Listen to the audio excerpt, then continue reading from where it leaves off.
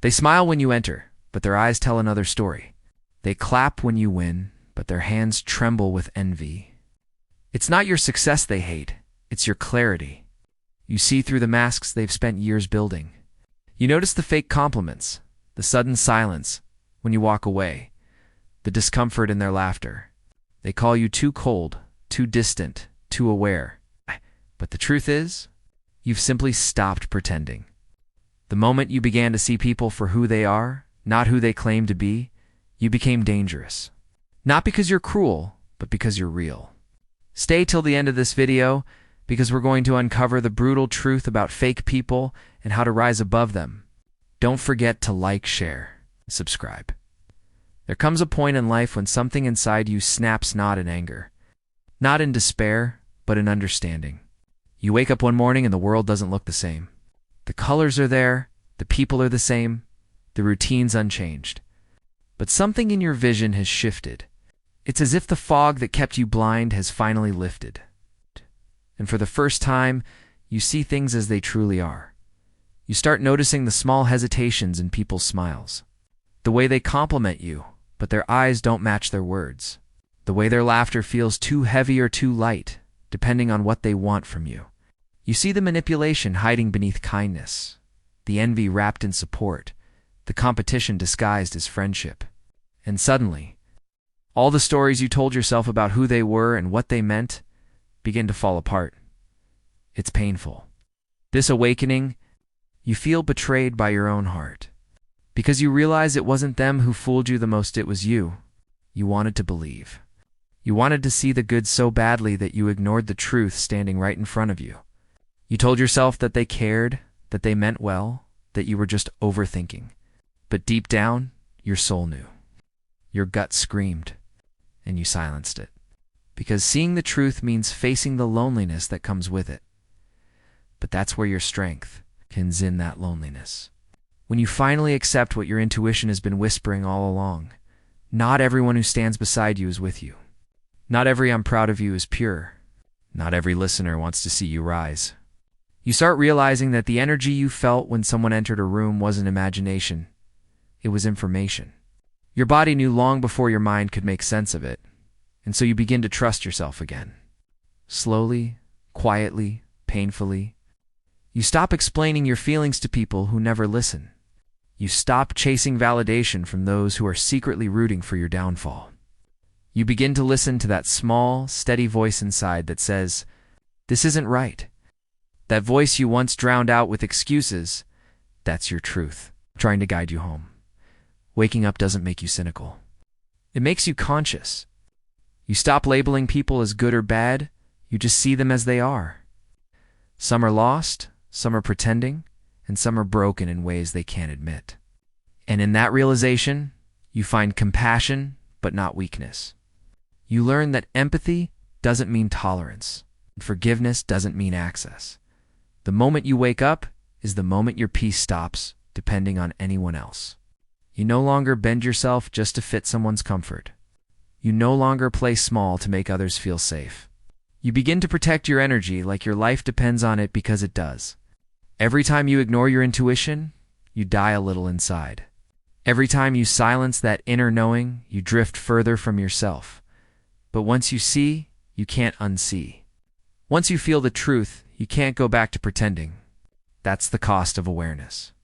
It's also the beginning of freedom, because from that moment on you stop needing masks, fake smiles, and half-hearted connections.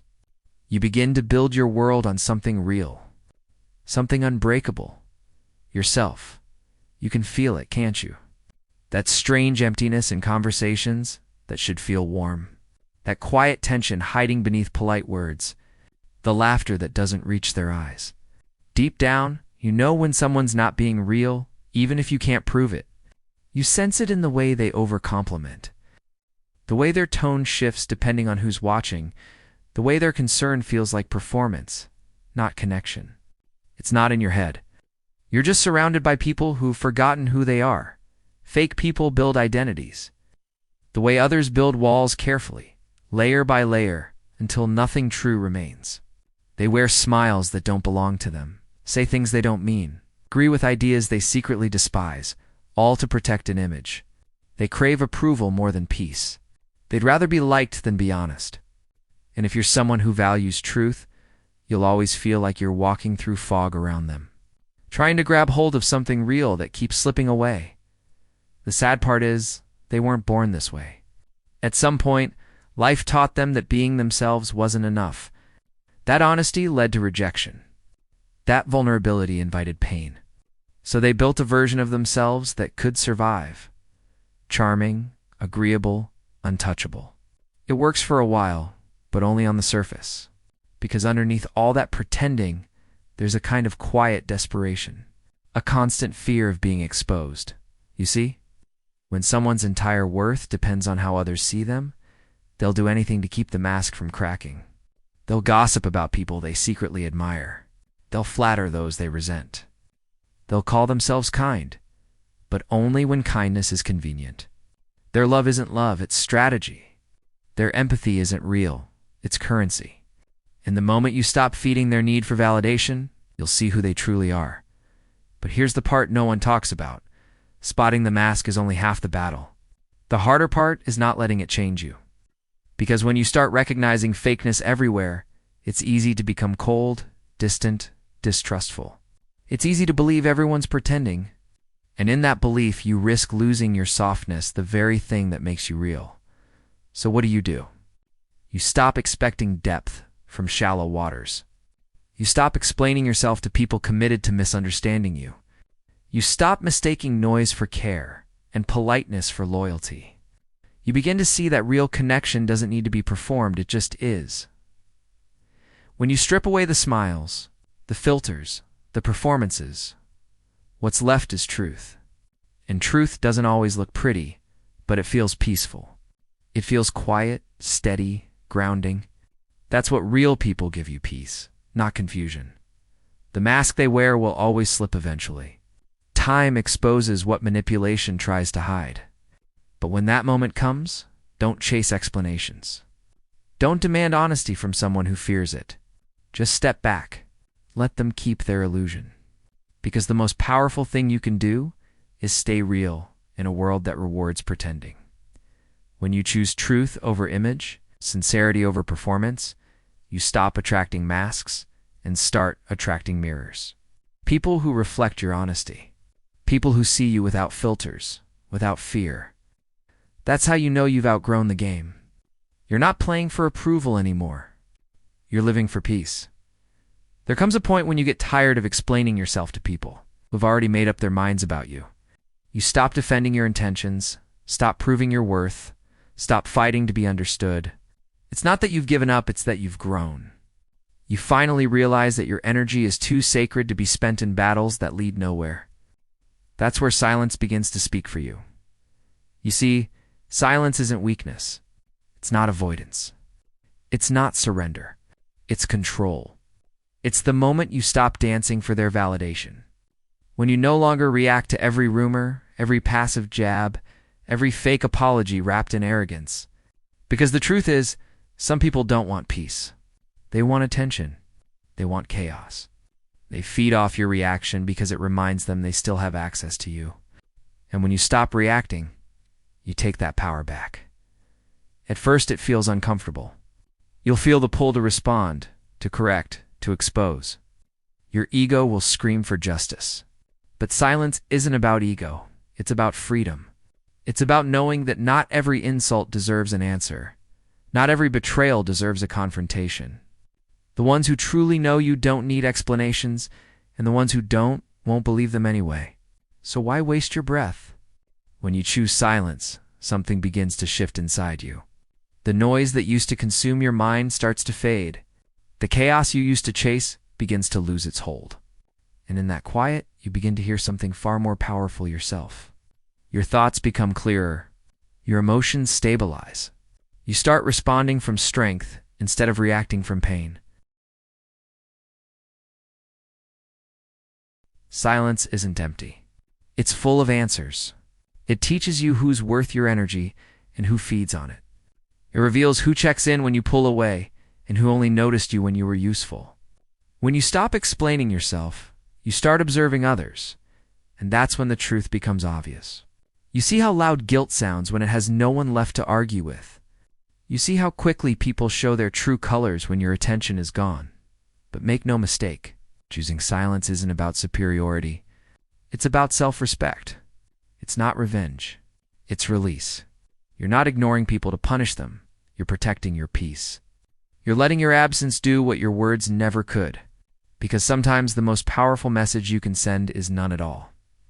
Eventually, the ones who tried to provoke you will start to notice. Your calm will disturb them more than your anger ever did.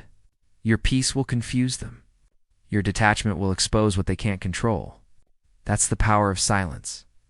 It doesn't shout. It doesn't argue. It doesn't beg to be understood. It simply stands there unbothered and lets truth reveal itself. And when you master it, you realize something. Silence doesn't mean you stopped caring. It means you've finally started caring about the right person, yourself. You've stopped giving parts of yourself to people who don't deserve to hold them. You've stopped wasting your voice on ears that only listen to respond. So when the world gets loud, when fakeness surrounds you, when people try to drag you into their noise, stay still. Let them talk. Let them assume. Let them misunderstand. Because your silence will echo in places your words never could. And in that stillness, you'll find the kind of strength that can't be shaken, manipulated, or faked. The kind of strength that only comes when you stop fighting to be heard and start standing in your truth. There comes a point when you realize loyalty can break you just as deeply as betrayal. Not because you chose the wrong people, but because you kept choosing them even after they showed you who they were. You gave your time, your energy, your heart, believing loyalty meant staying no matter what. But somewhere along the way, you started noticing the imbalance. You were the one showing up, the one forgiving first, the one holding things together while they stood in silence waiting for you to bend again. You see, loyalty is sacred. It's meant to be built on love, not convenience. Real loyalty doesn't count favors. It doesn't appear only when you're winning. But some people treat it like a contract that expires the moment they stop getting something from you. They love the version of you that gives, listens, and supports, but disappear when your needs become inconvenient. And when you finally stop chasing them, they call you disloyal, as if your silence is more offensive than their absence. That's when you begin to understand that loyalty, when misplaced, becomes a chain. You start realizing how much of your strength you've spent trying to prove you're not like them, that you're genuine, constant, dependable. But here's the truth that hurts. Your loyalty means nothing to people who see relationships as transactions. You can give them the world and they'll still ask for proof. You can stand by them through storms and they'll still leave when the sky clears. The hardest part isn't losing them. It's accepting that they were never standing beside you in the first place. They were standing next to the benefits of being close to you. Your loyalty wasn't love to them. It was leverage. And when it stopped serving their comfort, they walked away without hesitation. You'll question yourself for a while. You'll wonder if you should have done more, given more, tolerated more. But then comes the quiet realization, loyalty shouldn't cost you your peace. Loyalty born of love grows both people. It gives without keeping score. It protects without needing to be seen. It's patient but not blind. But loyalty born of convenience? It drains you. It demands silence when you're hurt. It asks you to keep proving yourself to people who wouldn't do the same. And the longer you stay, the more you start losing pieces of yourself just to keep them comfortable. So, when you finally walk away, it's not betrayal. It's self-respect. It's the moment you stop confusing endurance with devotion. Because loyalty doesn't mean staying loyal to pain. It means staying loyal to your truth, even when it costs you the people you once loved. You're not disloyal for leaving someone who's already left you emotionally. You're not selfish for protecting your peace from those who thrive on your chaos. The real test of loyalty isn't how long you stay. It's whether your loyalty still feels like love or just survival. When it starts to hurt more than it heals, when it begins to silence your voice and shrink your worth, that's not loyalty anymore. That's self-abandonment. And when you finally understand that, you stop chasing people who only came for the comfort of your light. You let them go, not in anger, but in truth. Because real loyalty isn't proven by how long you hold on. It's proven by how bravely you let go when holding on starts breaking you. There comes a point in your life when silence stops being peace and starts feeling like distance. Not because you've changed, but because you've begun to see too much. You start noticing things other people pretend not to see, the shift in someone's tone when you succeed, the forced smile when you enter a room, the small betrayals hidden inside polite words. You see it all, and you wish you didn't. You wish you could go back to the days when you believed people's words instead of reading their energy. When you didn't feel every hidden intention, every fake laugh, every subtle manipulation crawling under the surface, because awareness. Awareness makes the world louder. It makes faces harder to trust and love harder to give. You start realizing that most people don't want real connection. They want comfort. They want attention, validation, distraction. They want to be understood, but they never want to understand. And the more awake you become, the lonelier you feel. Because once you've seen behind the mask, you can't unsee it. Once you recognize manipulation, it can't fool you anymore, but it also can't leave you untouched. And that's the real curse of emotional intelligence. You carry the burden of knowing too much while pretending not to. You nod, you smile, you play along. But deep down, you already know who's genuine and who's performing. You already know who's standing beside you because they care, and who's just waiting for their turn to gain something. You see how people twist truth into something convenient, how they hide their envy behind compliments, how they promise loyalty, but their eyes betray their motives. You notice everything. Every hesitation, every unspoken thought, every distance that wasn't there yesterday, and yet you stay quiet. Because you've learned that calling it out only brings more pain. People don't like being seen. They don't like being read. They don't like mirrors that show them what they really are. So you carry the truth in silence even when it burns. But here's where your strength lives, in that silence. You think awareness isolates you, but it actually protects you. It builds a shield between your soul and the chaos of deception. It makes you wise enough to walk away without bitterness, to forgive without returning, to love without losing yourself. You were never meant to blend in with people who thrive on pretending. You were meant to see clearly, even if that clarity costs you company. Because the pain of seeing too much isn't a punishment. It's proof that your spirit is awake. So stop apologizing for your sensitivity. Stop wishing you could unfeel what you know. Let awareness become your armor, not your burden.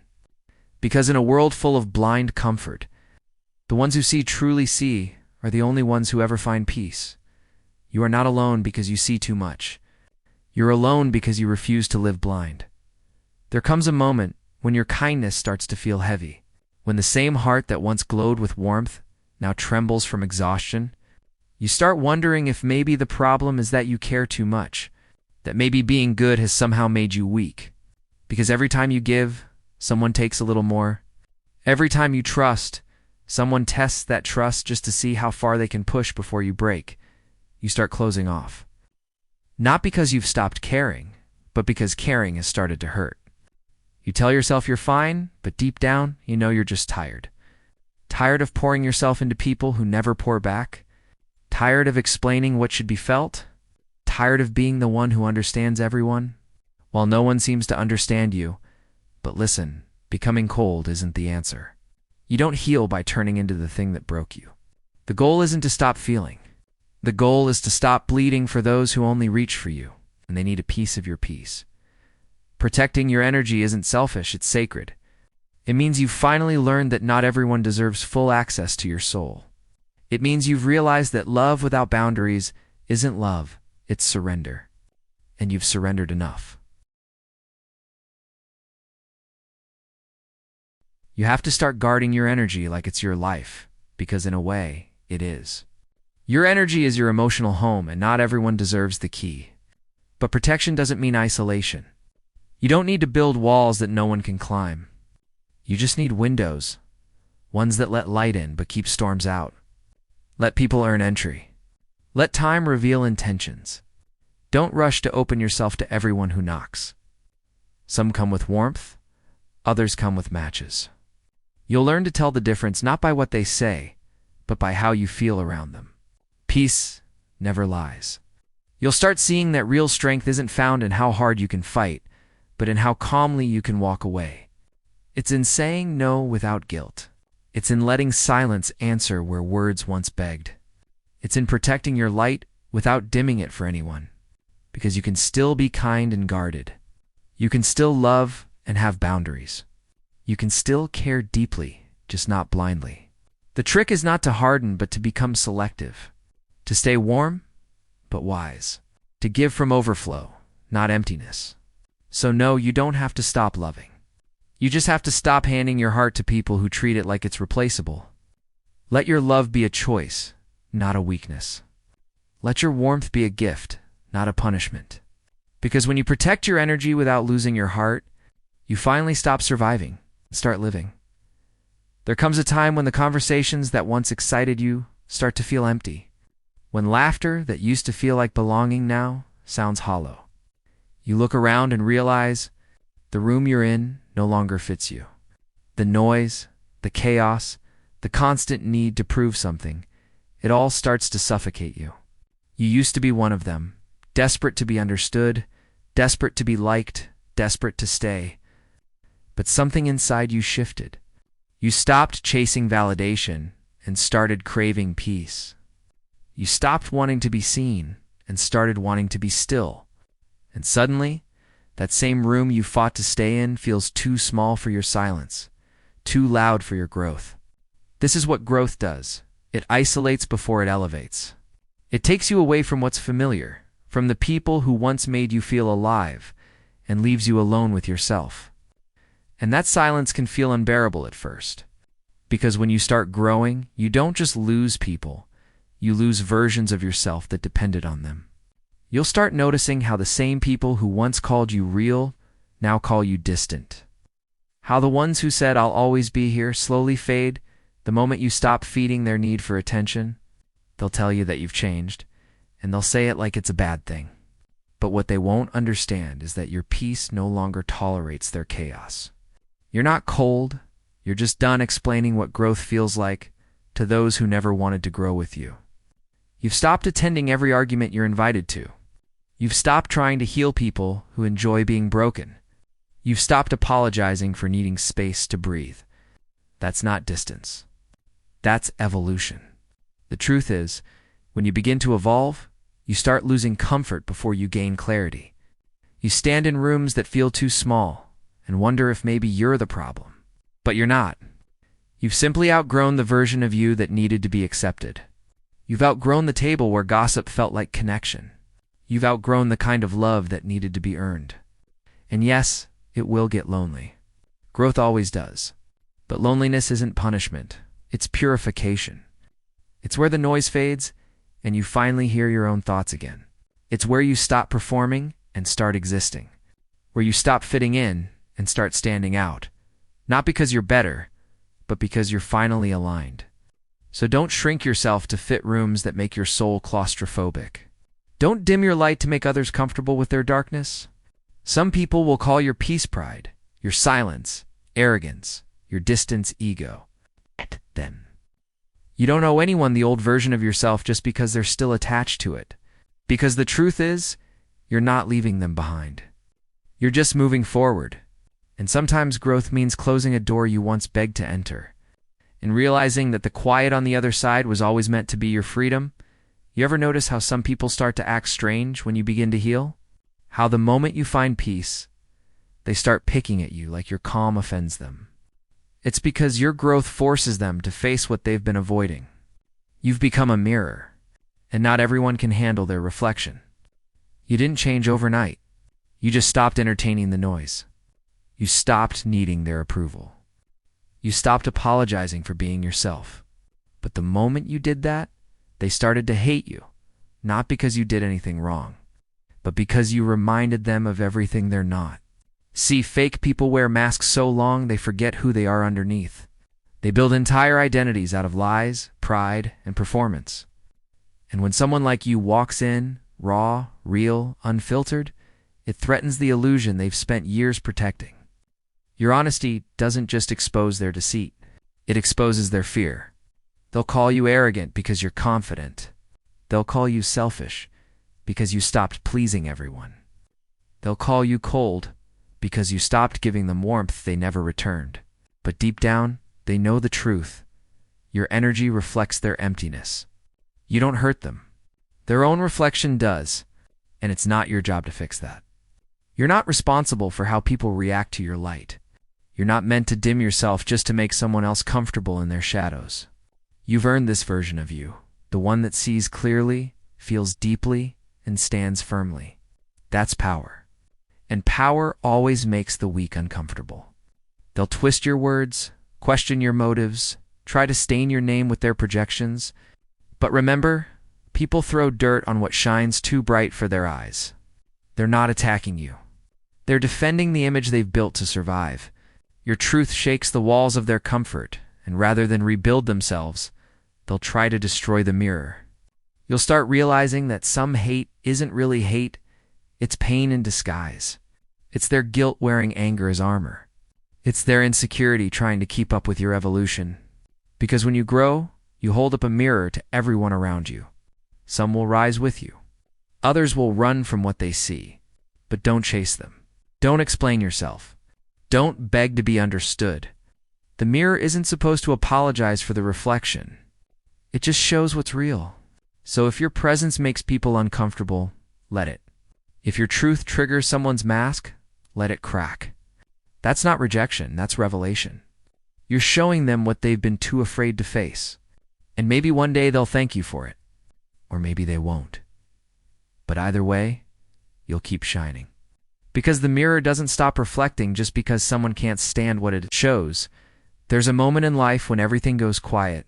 Not peaceful quiet, but the kind that echoes. The kind that makes you realize no one's coming to save you. The friends you trusted drift away. The people you gave everything to suddenly forget your name. And you're left there standing in the silence, wondering if this is what failure feels like, being alone. But it's not. It's the beginning of truth. Because the silence that follows chaos isn't emptiness. It's cleansing. It's the sound of your soul finally breathing after being drowned by the noise of everyone else's opinions. You see, most people never learn how to walk alone because they've been taught that solitude is punishment. They think being surrounded by people means being loved. But sometimes, the loudest rooms hold the loneliest hearts. When you start to grow, you start to lose people. Not because you became difficult, but because you stopped shrinking. You stopped agreeing just to be liked. You stopped laughing at things that hurt your spirit. And when you finally drew those boundaries, you realize something. Loyalty feels different when it's one-sided. The truth is, walking alone is not losing. It's returning. It's rediscovering your own rhythm after years of marching to someone else's drum. It's the space where your thoughts get louder than your fears. The quiet where your intuition starts whispering again. That's not isolation, that's alignment. You'll notice how, in solitude, you start seeing things clearly. The drama you used to chase now feels heavy. The validation you once craved now feels meaningless. You start realizing that peace isn't found in people, it's found in presence. Your own. It's in those late nights when you stop checking who's still around and start asking yourself who you've become. It's in that calm morning when you realize your energy no longer needs an audience. You are enough, even when no one is watching. And yes, there will be moments when loneliness stings, when you miss the noise, the company, the familiar. But that ache isn't weakness. It's detox. You're shedding attachments that were never real. You're emptying your life of everything that diluted your essence. You'll reach a point where being alone won't scare you anymore. It'll steady you. You'll walk through crowds without needing to belong. You'll sit in silence and feel full. You'll understand that solitude doesn't mean no one wants you. It means you finally want yourself. So if you find yourself walking alone, don't look back. Don't measure your worth by who didn't stay. You're not behind, you're just ahead of your time.